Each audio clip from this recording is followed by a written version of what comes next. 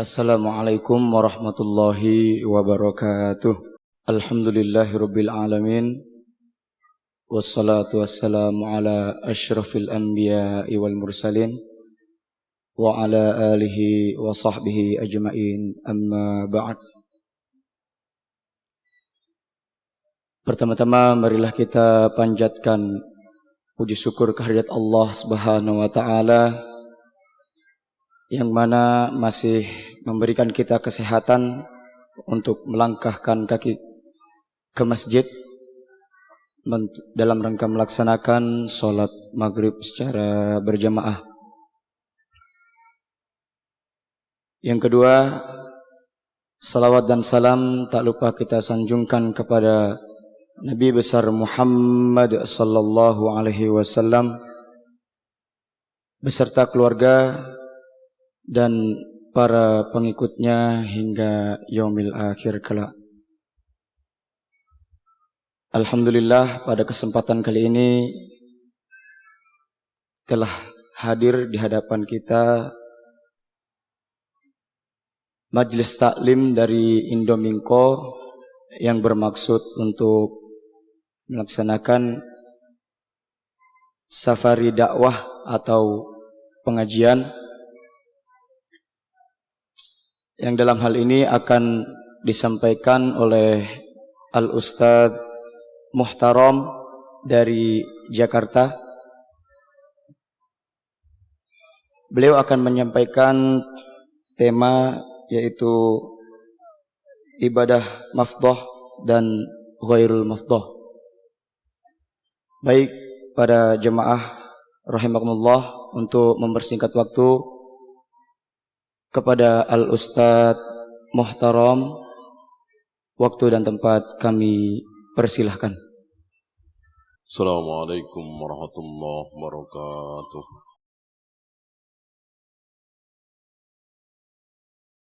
Innal hamdalillah nahmaduhu wa nasta'inuhu wa nastaghfiruh wa na'udzu billahi min shururi anfusina wa min sayyiati a'malina.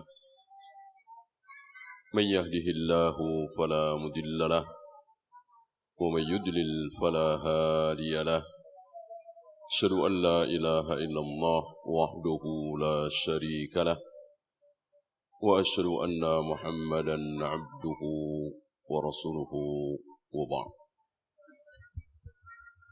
أيها الإخوة،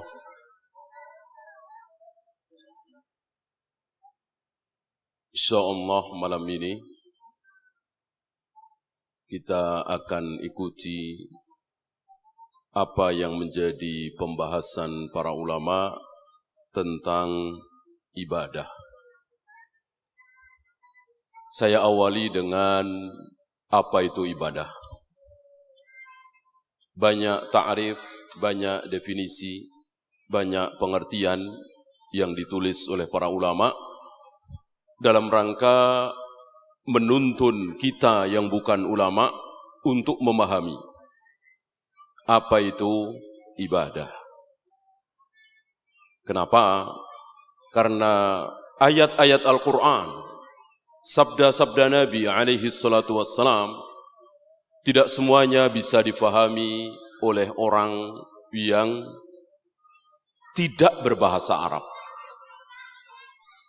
Orang yang dari kecil berbahasa Arab, apalagi fasih qaidahnya, mendengar sabda-sabda Nabi beda dengan orang seperti kita yang dari kecil tidak berkata dalam bahasa Arab. Kenapa? Karena bahasa itu ada qaidahnya. Masing-masing bahasa itu ada qaidahnya. Maka qaidah ini harus kita ikuti. Kalau tidak, kita akan salah faham. Ya, dengan kaidah itu.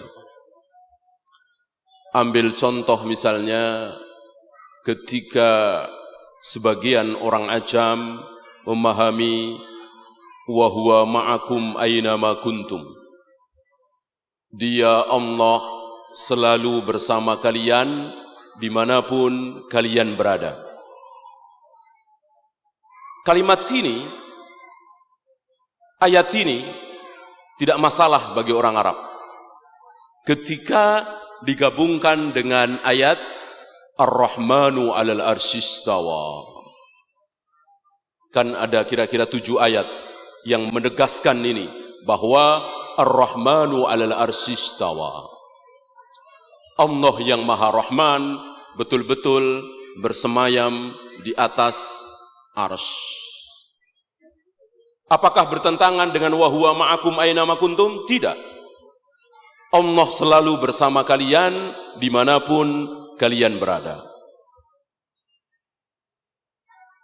Orang Arab faham.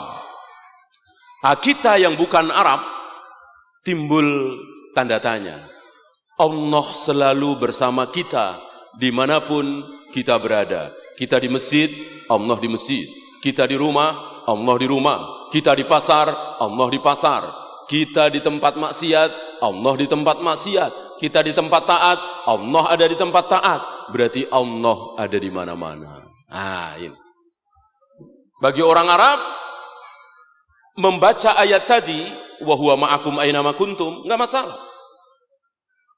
Tidak langsung mereka menyimpulkan Allah ada di mana-mana. Tetap Allah bersemayam di arsy. Kenapa?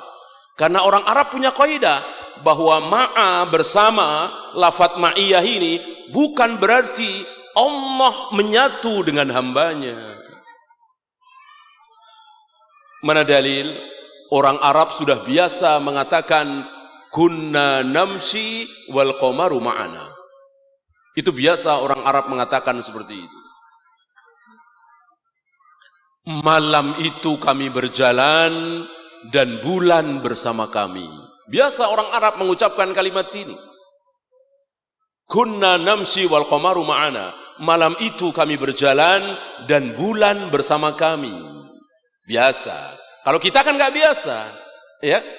Malam itu bulan bersama kami. Ini bukan kebiasaan bahasa kita, bahasa Indonesia. Kita akan mengatakan malam itu kami mendapatkan sinar bulan.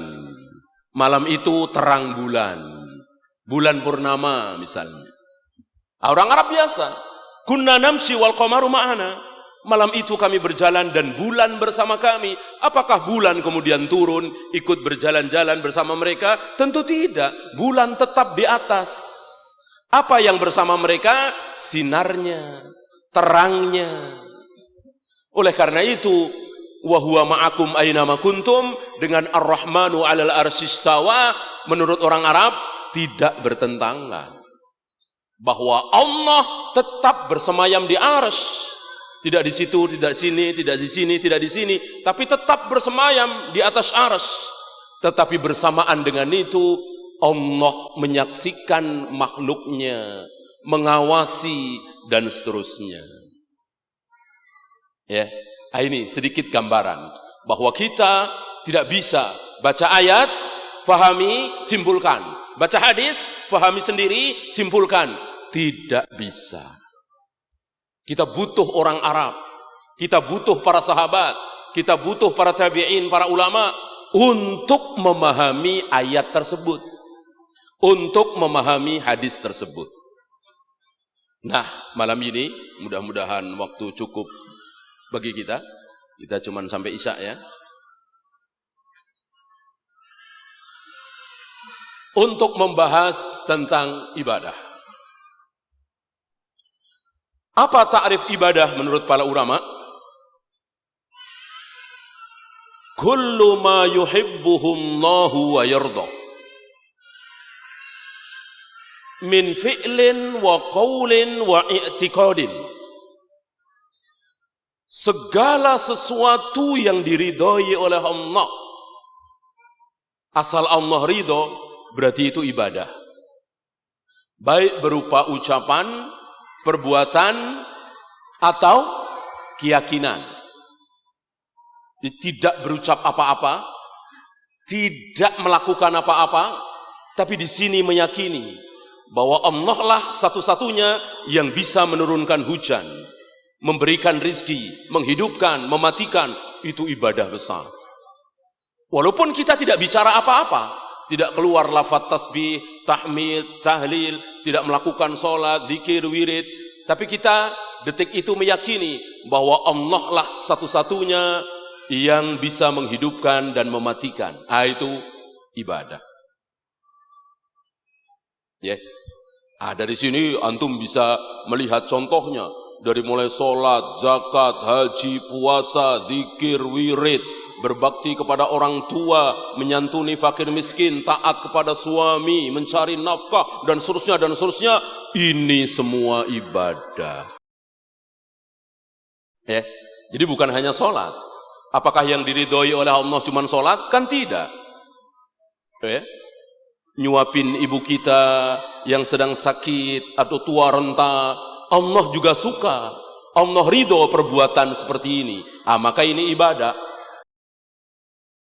Ya. Jadi bukan cuma sholat. Gitu. Apapun yang diridhoi oleh Allah, itu namanya ibadah. Dan kita akan mendapatkan pahala kalau kita melakukannya dengan syarat. Pertama, ikhlas. Ikhlas karena Allah saja. Maka jika kita sholat, jika kita puasa, zakat, haji, kok bukan karena Allah, atau bercabang karena Allah juga, karena fulan juga, karena Allah juga, karena masyarakat juga, diterima apa ditolak? Ditolak apa diterima? Ditolak. Ditolak. Allah nggak mau. Kan ikhlas itu dari kata khalis. Artinya murni. Murni itu tidak tercampur. Kalau karena Allah juga, karena manusia juga, tercampur ini. Tidak ikhlas. Ikhlas itu murni, hanya karena Allah saja. Maka mengatakan hanya karena Allah belum sempurna. Karena Allah saja. Sebab kalau karena Allah dan karena manusia kok diterima ikhlas, maka nggak ada kaum muslimin yang tidak ikhlas.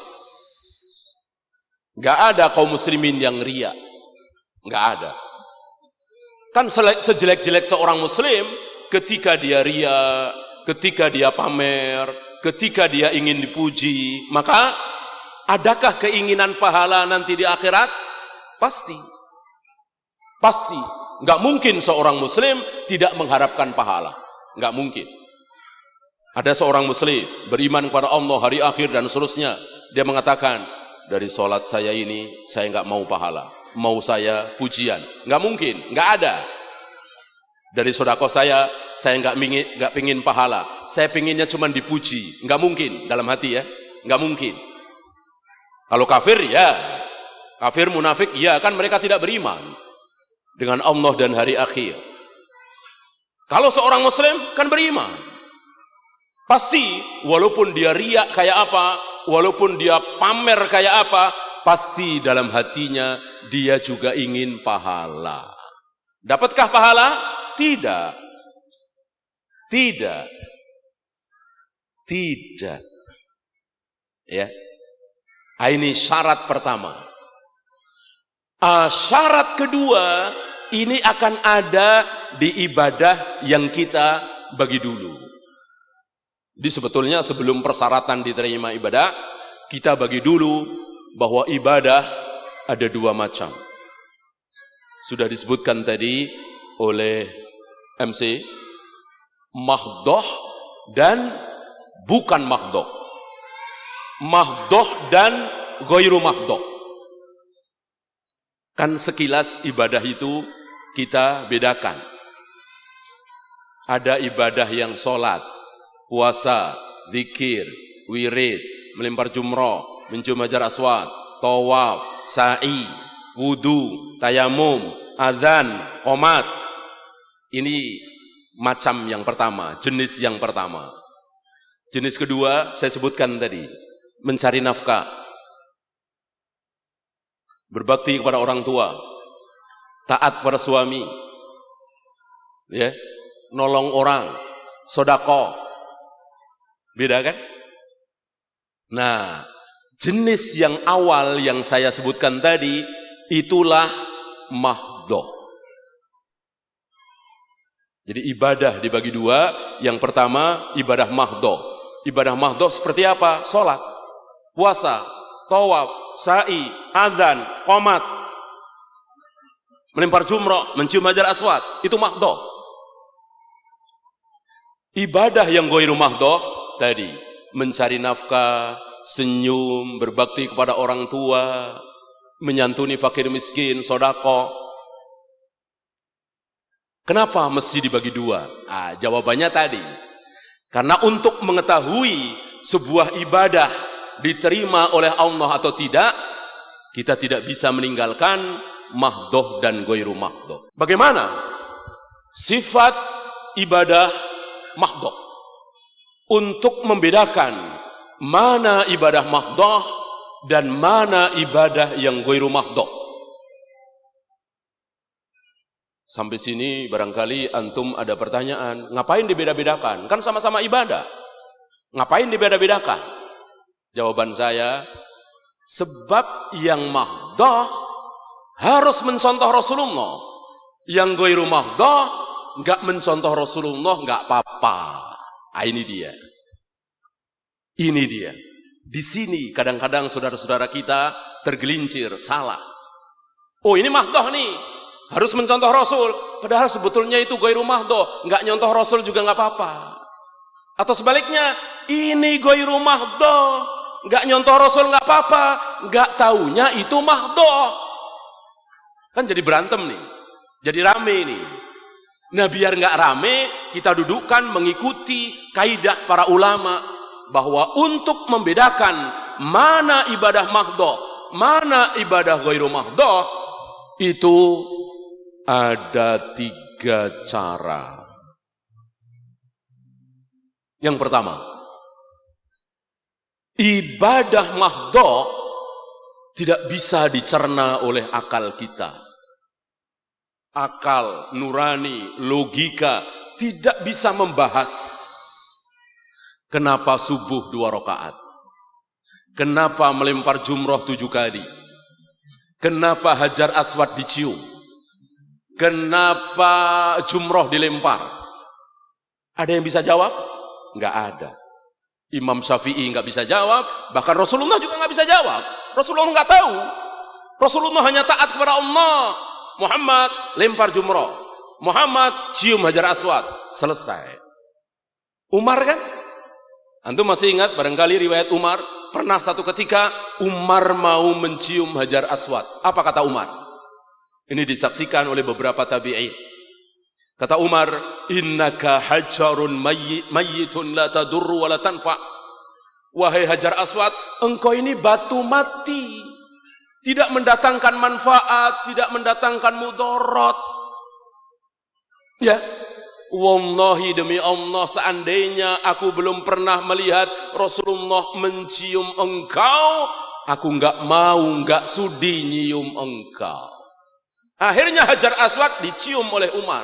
Padahal secara logika, akal, nurani, enggak masuk Umar. Orang batu mati, la tadurru wa la tanfa, tidak mendatangkan mudarat, tidak mendatangkan manfaat, ngapain dicium-cium? Akhirnya Umar mencium hajar aswad karena apa? Karena apa? Karena Rasulullah mencium hajar aswad. Ini yang saya maksud, ibadah mahdoh harus mencontoh Rasulullah sallallahu alaihi wasallam. Satu manusia mulia di muka bumi ini, manusia teragung, manusia termulia, manusia yang dijamin ampun terhadap dosa-dosa yang sudah dilakukan, yang belum dilakukan. Nabi Muhammad sallallahu alaihi wasallam. Lihat contoh ini. Semakin terang di sini bahwa kita tidak boleh asal-asalan beribadah yang mahdoh ini. Sebab kalau tidak, nggak boleh. Nggak boleh. Nanti kita meningkat pada hal selanjutnya, apa hukum asal ibadah itu? Yaitu haram.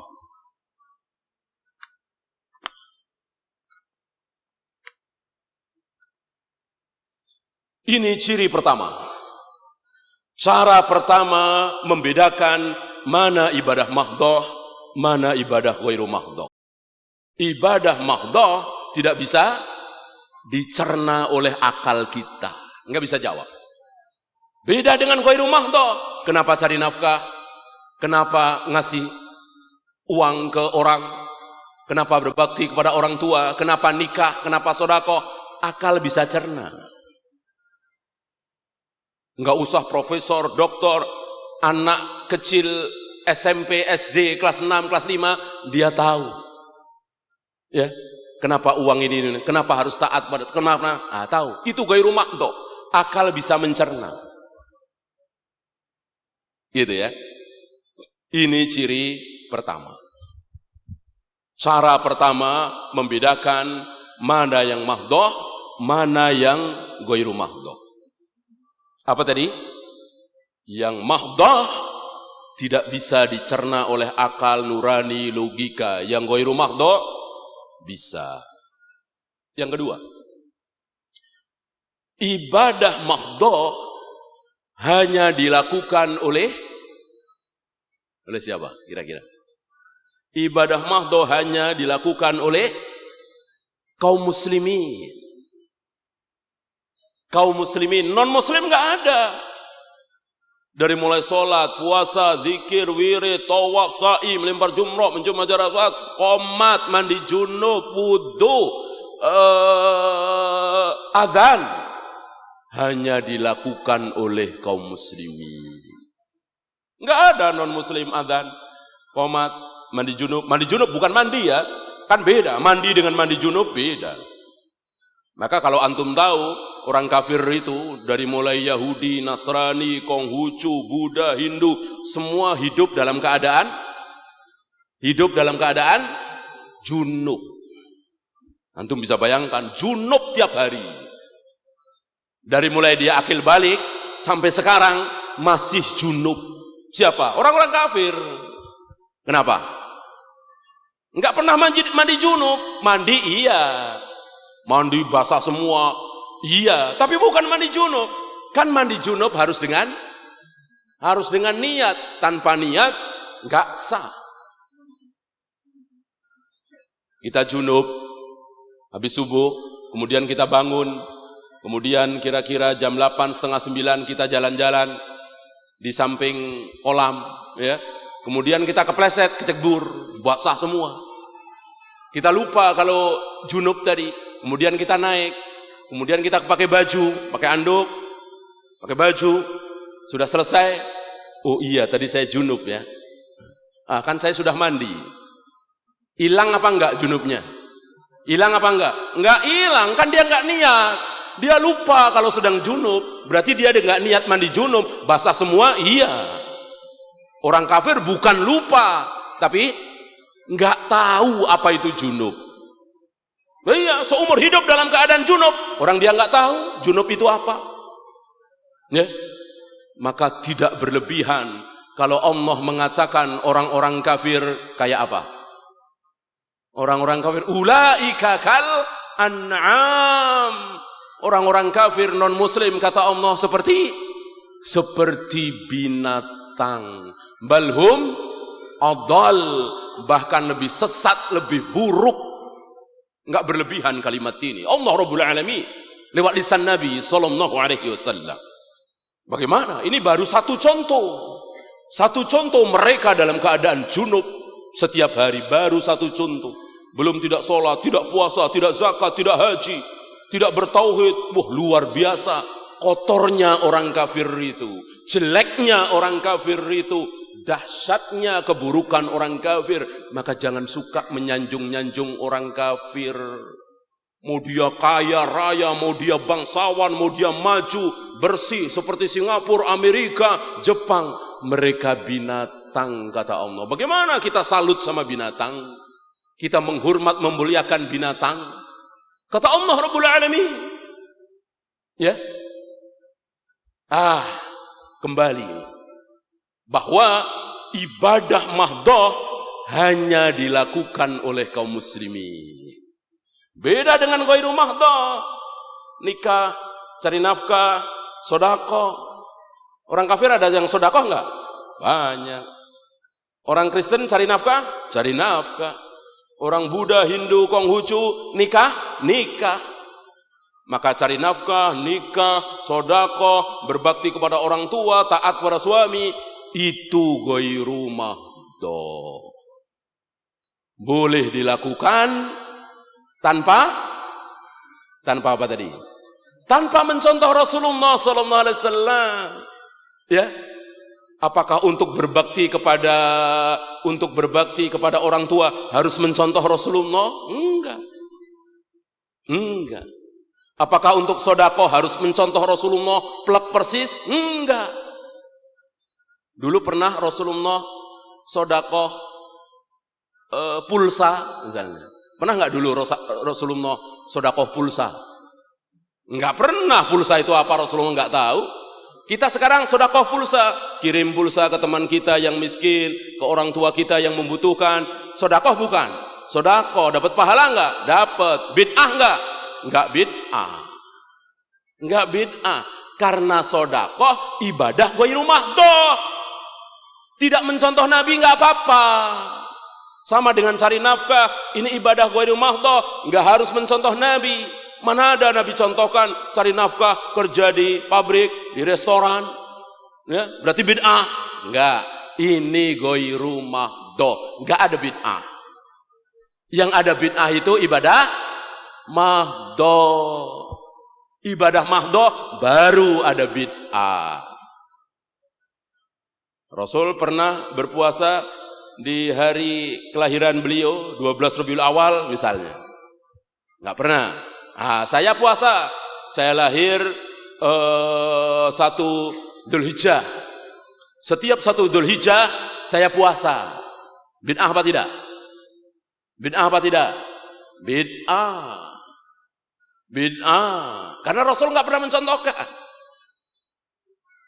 Seandainya beliau benar lahir tanggal 12 Rabiul Awal, ya kan masih diperselisihkan. Para ulama berselisih antara 12 Rabiul Awal, 18 Rabiul Awal, 8 Rabiul Awal, bahkan ada yang berpendapat di luar Rabiul Awal. Seandainya benar beliau lahir 12 Rabiul Awal, enggak ada riwayat setiap 12 Rabiul Awal beliau puasa memperingati hari kelahiran beliau. Saya kok memperingati hari kelahiran saya 1 Dzulhijjah, saya puasa, tentu bid'ah, enggak boleh. Kan puasa ibadah mahdhah. Beda dengan tadi, ghairu mahdhah. Ya. Ini yang kedua.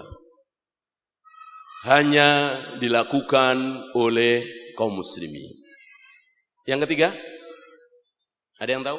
Manfaat tujuannya, manfaat ibadah mahdhah itu tujuannya nanti di akhirat. Jadi di dunia ini belum kita dapati manfaatnya. Manfaat sholat, manfaat puasa, manfaat azan, manfaat qomat, manfaat wudu, manfaat tawaf, sa'i. Enggak ada kan di dunia ini. Manfaat tujuannya nanti di akhirat. Di dunia enggak ada. Coba antum habis sholat dapat apa? Enggak dapat apa-apa kan? Habis baca Al-Quran, serak malah kan? Habis melempar jumroh dapat apa? Enggak dapat apa? Capek iya. Habis tawaf, habis sa'i, kelelahan. Enggak dapat apa-apa. Dapatnya nanti di akhirat. Apa? Pahala, ridho Allah. Nanti, hanya nanti akan kita dapatkan. Di sini belum dapat. Maka orang yang berani beribadah, rajin beribadah, rutin beribadah, luar biasa. Kenapa? Dia belum dapat manfaatnya, tapi mau. Coba antum berjamaah sholat maghrib ini, berjamaah sholat isya nanti, subuh, dapat apa? Enggak dapat apa-apa. Kok rajin, sabar, luar biasa. Allah meridhoi orang-orang seperti ini. Beda dengan orang-orang munafik, malas dia. Maka orang munafik itu, sholat paling berat bagi orang munafik, sholat apa? Sholat isya dan subuh. Sholat isya dan subuh. Kenapa? Kenapa? nggak kelihatan, gelap. Ini di zaman Nabi ya. Ini di zaman Nabi. Sholat isya dengan sholat subuh berjamaah di masjid. Ini menunjukkan bahwa orang-orang munafik di zaman Nabi sholat berjamaah di masjid. Untuk zuhur, asar, maghrib, enteng mereka. Isya subuh berat sekali. Kenapa? Gelap. Kan nggak pada ngeliat. Kalau zuhur, asar kan pada ngeliat. Dapat dia. Karena tujuannya ria. Biar dilihat. Nih, saya sholat. Berarti saya muslim. Padahal dia kafir. Menyembunyikan kekafiran, menampakkan keislaman. Itulah orang-orang munafik. Ya. Beda dengan ibadah ghairu mahdhah. Begitu kita cari nafkah, dapat uang, ini manfaatnya terasa di dunia. Kita menikah, manfaat nikah terasa di dunia. Ya.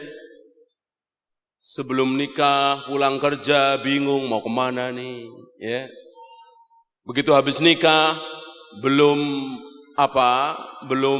tank jam keluar, dia sudah pingin cepet-cepet pulang. Ya, ada manfaatnya di situ. Nikah, ini ibadah ghairu mahdhah. Manfaatnya langsung, gitu. Nah, jika kita mendapatkan sebuah perbuatan ibadah, kok mempunyai satu ciri di antara 3 ciri tadi. Akal tidak bisa dicerna, atau bukan dan ya, atau hanya dilakukan oleh kaum muslimin, atau satu lagi tadi apa? Manfaatnya di akhirat, ya. Jangan sekali-kali dilakukan. Haram. Tidak boleh. Kecuali itu pernah dilakukan oleh kekasih kita, tauladan kita, panutan kita, Rasulullah sallallahu alaihi wasallam. Ya. Ada perbuatan yang akal kita tidak cerna, nggak bisa cerna, atau hanya dilakukan oleh kita kaum muslimin. Kok Rasul belum pernah melakukan? Itu haram, itu tidak boleh. Ya. Setiap kali saya keluar rumah, mau bekerja atau mau jualan, saya menginjak bumi 7 kali. Misalnya, saya nginjak bumi 7 kali. Sambil baca kulhu, misalnya. Ya. Bolehkah ini saya lakukan? Kulhu kan baik. Ya. Nginjak bumi apa salahnya, ya kan? Jawabnya, tunggu. Rasulullah mencontohkan enggak itu? Setiap kali keluar rumah, nginjek bumi 7 kali sambil baca kulhu. Ada contoh enggak dari Rasul? Kalau ada, gigit dengan gigi geraham. Ya. Walaupun sekampung, se-RW enggak ada yang melakukan, antum jangan takut, lakukan. Kalau itu pernah dilakukan oleh Nabi sallallahu alaihi wasallam. Ini namanya menggigit sunnah Nabi dengan gigi geraham. Tapi kalau tidak, haram. Kenapa? Karena ini berarti ibadah mahdhah. Tadi sudah kita bahas, ibadah mahdhah harus mencontoh Rasulullah sallallahu alaihi wasallam.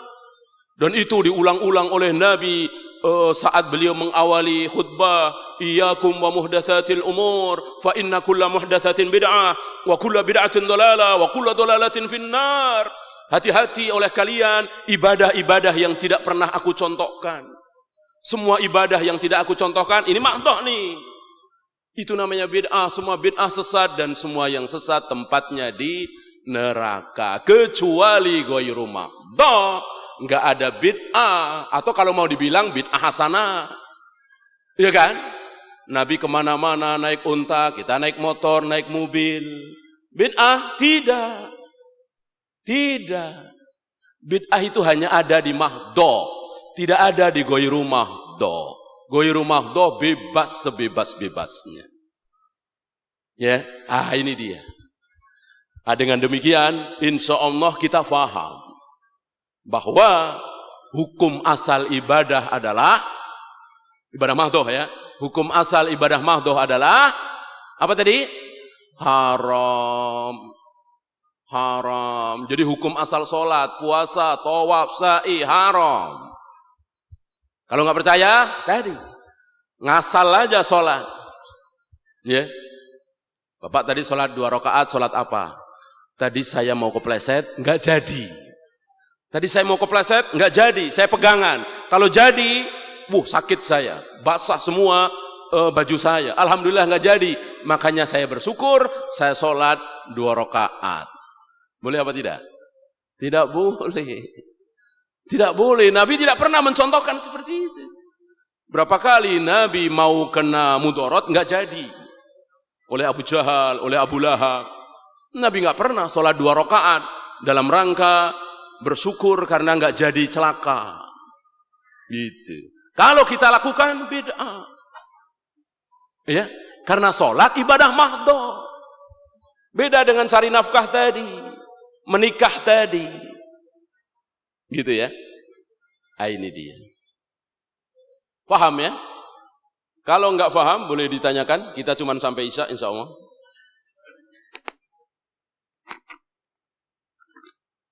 Karena inti ilmu itu apa? Inti ilmu itu apa? Inti ilmu itu apa? Faham. Inti ilmu itu faham, bukan hafal. Hafal termasuk ilmu, bagus. Tapi faham jauh lebih bagus. Maka yang selalu diminta oleh Nabi apa? Faham. Rabbi zidni ilman warzuqni fahman. Maka kalau antum nggak faham, bahaya. Antum nggak faham, musibah. Kalau faham, nikmat. Oleh karena itu Syekhul Islam ketika tidak sanggup memahami sebuah ayat, sebuah hadis, maka beliau merendahkan diri di hadapan Allah.